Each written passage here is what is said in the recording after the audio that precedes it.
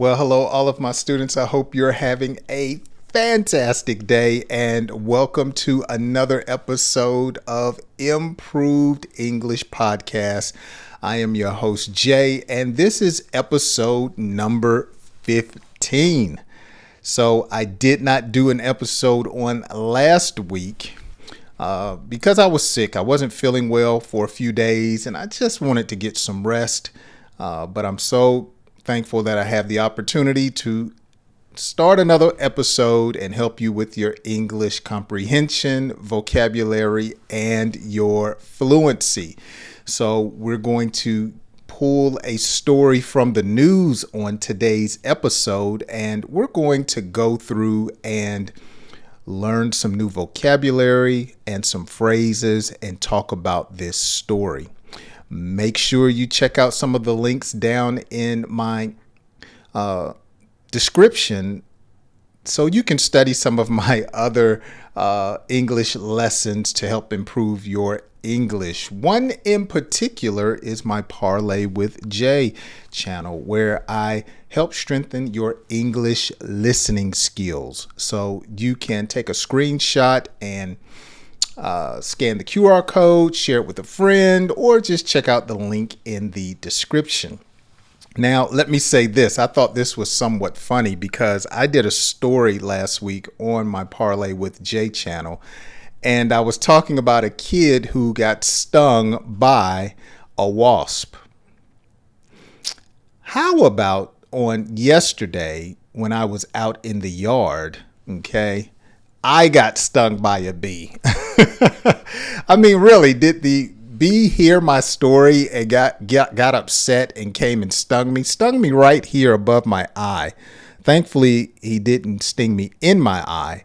And I usually wear a hat and I'm covered, but I was trimming the hedges and I didn't wear anything on my head. And this just happened to be the day where it was my turn to get stung by a bee. And he came in full blast, just bow, hit me right here and buzzed off. So for about an hour, I was in some pain. I came in the house, I cut an onion and I put it on the bee sting. And if you didn't know, onions help take away some of the pain and they squeeze out that poison from the sting. And so after about an hour, I was good to go. So nevertheless, let's get ready to dive into today's story. Let's read this headline and let's get ready for a little learning and some laughter. Firenado rips through California in year's biggest blaze. So a firenado, what is a firenado? It's a combination of two words, okay? Fire and tornado. So imagine a tornado made out of fire. I have a picture here on Google that I found. This is a firenado. Imagine waking up and seeing that outside of your window. Oh, wow, that's crazy. It's one thing to be in a tornado, but I couldn't imagine being in a firenado. Now, notice they say in year's biggest blaze, having to do with a fire. So one way we say fire is we may describe it as a blaze. Okay, the neighborhood was ablaze, or the neighborhood was on fire. Okay, let's continue.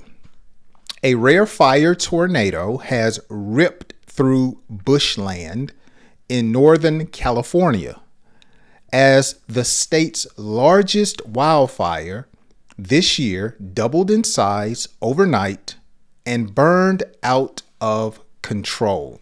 Okay, so I discussed ripped in another story. That's amazing. Ripped, so it went through a neighborhood or an area in Northern California. Notice bushland. Compound word, bushland. So bushland or bushland has to do with an area that has a lot of trees, a lot of greenery, a lot of maybe forestry, bushland. So it's not a lot of homes, but just a lot of shrubs, trees with leaves, something that a fire, once it gets a hold of, it can just really run a blaze. Okay, let's continue. The park fire, which started on Wednesday, has already burned through more than 164,000 acres, wow, of land northeast of Chino, and was 3% contained on Friday, Cal Fire said. Okay, so notice here it uses the word contained. The fire was contained. All right, let's see here. So when something is contained, it's in a place now to where it's controlled. So let's say your dog was running out of the house and you had to catch your dog to bring it back in the house. You would try to contain it, get it in an area where you could grab him, pick him up, or pull him back into the house. Okay, so they contained the fire to where maybe it could stop making so much damage or being a problem. They contained it. Sometimes we say backed into a corner. Okay, let's continue. A 42-year-old man was arrested on Thursday on suspicion of starting the blaze by rolling a burning car into a gully near Alligator Hole in Butte County. Butte County. We have a Butte County here in Georgia, kind of a familiar name for a county in the United States. Okay, so a gully. What is a gully? Let's see if I can pull up a picture here. So a channel. A gully is a channel where water can flow. Okay, here's a good picture right here. So this is like a gully in a valley, but you have gullies in cities like this. This is a great picture right here, the cartoon picture. So you have a little opening where water flows, and this guy pushed a burning car into the gully. That was very negligent. You know, that was not very responsible. All right. Footage obtained by BBC News shows the Firenado, a swirling vortex of flames and ash formed in intense heat and high winds, twisting through the area in Butte County. Okay, so footage. So when you say footage, it could be video evidence. All right, I have footage here on my phone, you might say. So for instance, you might say, oh man, Cheryl slipped and fell and knocked over the birthday cake. And I might say, are you serious? I wish I was there. And you may say, hey, I have some footage on my phone. Okay, so I have video evidence. Now, the Firenado is described as a swirling vortex. So a vortex, think of a V, or like a tornado. Okay, so the tornado makes like a V shape as it comes to the earth. All of that is made out of fire. That's crazy. And this was in Butte County. Oh, now that's a good joke. Fire was coming out of but. Okay. Womp, womp, womp. The blaze was forced or has forced mandatory evacuation in Butte. Or it could be French, Butte. Okay, it could be Butte or Butte, where California deadliest wildfire, the Camp Fire, killed more than 80 people in 2018. So something that is mandatory is something that is necessary or something that must be done. It's mandatory that you brush your teeth before giving me a kiss. Okay, you must brush your teeth. Okay, mandatory. It's no getting around. It's something that must happen. And evacuation is when people have to leave an area. Okay, the building was on fire. We had to evacuate. We had to leave the building. Okay. The 400 strong population of, I believe that's Cohasset, have already been moved as the fire burns largely out of control.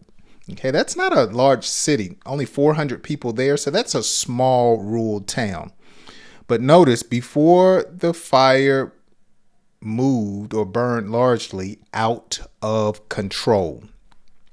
So when we say something is out of control, it's unmanageable. You cannot tame it. It's going to do whatever. So a person can be out of control. A parent may say to their child, "You don't listen. You're getting on my nerves. You're just out of control." Okay? Or a vehicle can be out of control. You may say, "Because of the high winds and rain, I swerved and almost hit another car. The car was out of control." Okay? Great terms in this story. Evacuations are ongoing as the fire grows, said Megan McCann of Butte County Sheriff's Office on Thursday. We had assistance from 10 different law enforcement and fire agencies. More are on the way. Goodness. Cal Fire said that 134 structures had been destroyed while 4,200 remained threatened. Okay, so structures, buildings. Okay, so it could be a house, a barn, it could be a department store, a restaurant, a storage building, structures. Okay, now when something is threatened, now you can threaten a person. You may say, "If you don't leave me alone, I'm going to smack you in the face." That's a threat. But when there's a fire and one building has burned down, you may say, "Every house on this street is under threat of being burned down." So you're using threatened or threat now as saying it's a possibility that something may happen. Okay. You may say, "If you don't wear a mask, you're threatening everyone's health." Okay. So it's a possibility that you could do some type of damage. Okay. As an example, let's continue. The park fire has grown exponentially. Exponentially means large, at a grand scale, huge. Okay. You might say the Paris Olympics opening ceremony.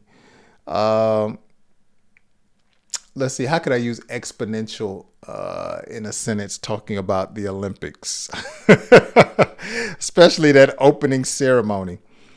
Okay, it was offensive to an exponential amount of people. So to a large amount of people.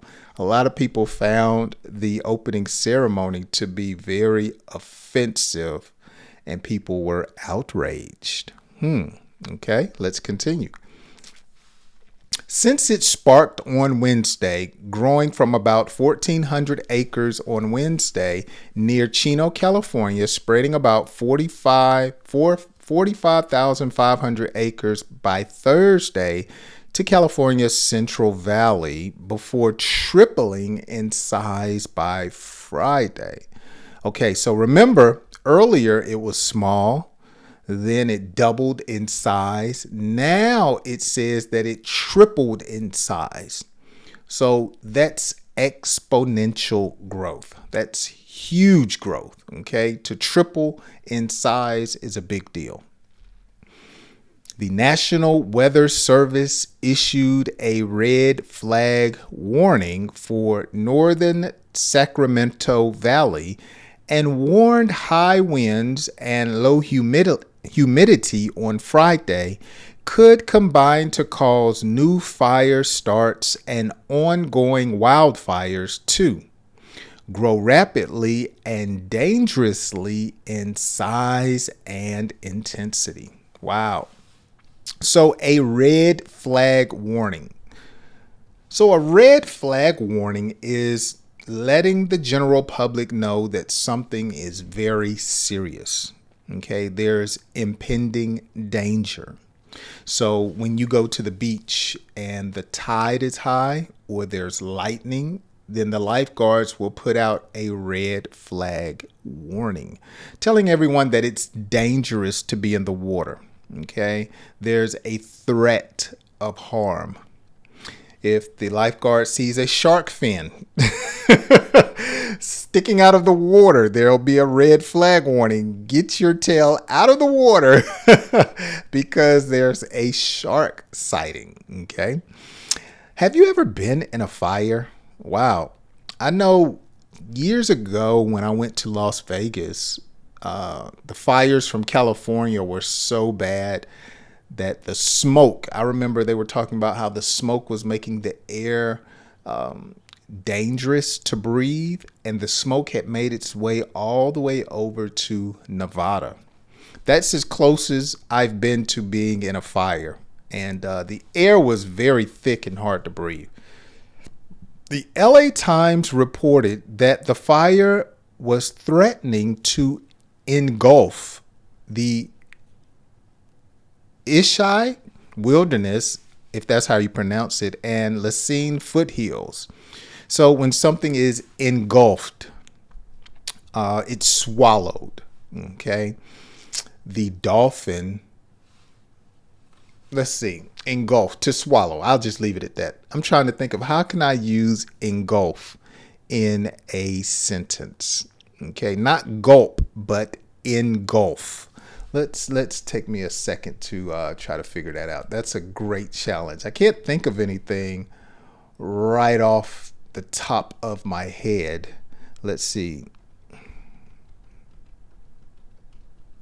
Okay, the flames rapidly engulfed the house. Okay, that's a good one. Let's see. The house was engulfed during the snowstorm. Okay. The war threatened to engulf the entire region. Okay, those are some great examples of how to use the word engulf. Okay, engulf. Areas untouched by fire in almost a century and therefore filled with a large amount of fuel for the blaze. Yeah, so it was very dry. And if the fire got over there, then it would engulf that area. So as you go on, it just talks some more about the fire and how dangerous it was. It's about another paragraph. Let's finish it off. The biggest current blaze in the U.S., however, was across the border in Oregon, where the Durkee fire has burned at least 240,000 acres, threatened multiple small towns, scorched ranch land, and killed cattle by the hundreds. Oh, wow. Scorched. So that's another word for catching on fire. Okay.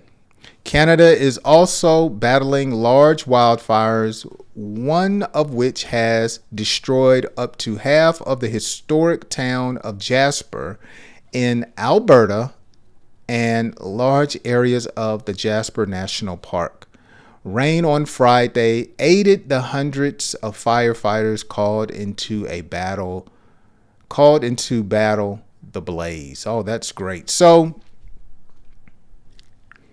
you have this fire that's eaten up almost, wow, 250,000 acres.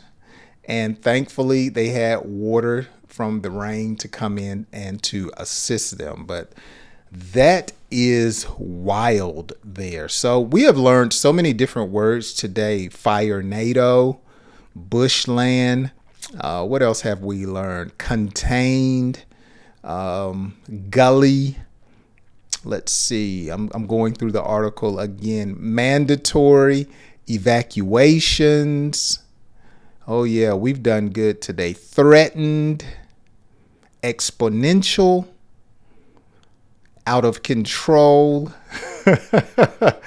Oh, wow.